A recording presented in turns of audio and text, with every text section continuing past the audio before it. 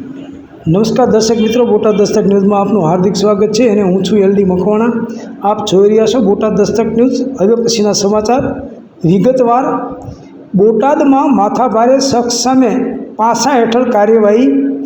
મારામારીના ગુનામાં સંડોવાયેલા ચિરાગ ચાવડાને સુરતની લાજપોર જેલમાં મોકલાયો। બોટાદ જિલ્લામાં કાયદો અને વ્યવસ્થા જાળવવાના ભાગરૂપે પોલીસે મહત્વપૂર્ણ કાર્યવાહી કરી છે। ભાવનગર રેન્જ આઈજી ગૌતમ પરમારની સૂચના મુજબ માથાભારે તત્વો સામે કડક પગલાં લેવામાં આવી રહ્યા છે।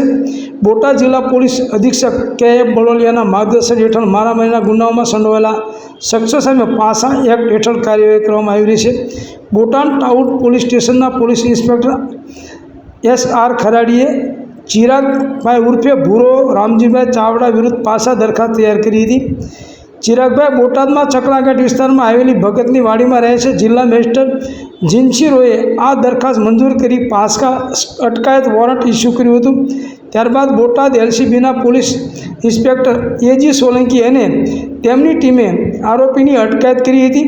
પોલીસે આરોપીને પાસા વોરંટની બજવણી કરી સુરતની લાજપોર મધ્યસ્થ જેલમાં મોકલી આપ્યો છે।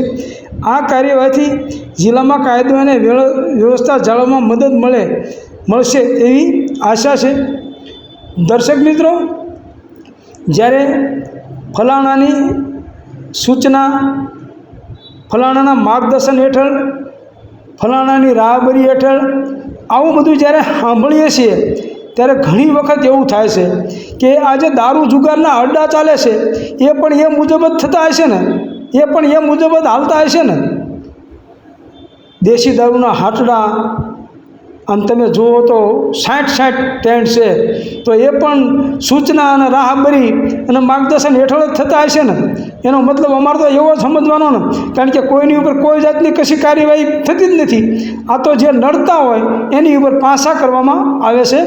Botad Dastak news, L D Makwana, Botad.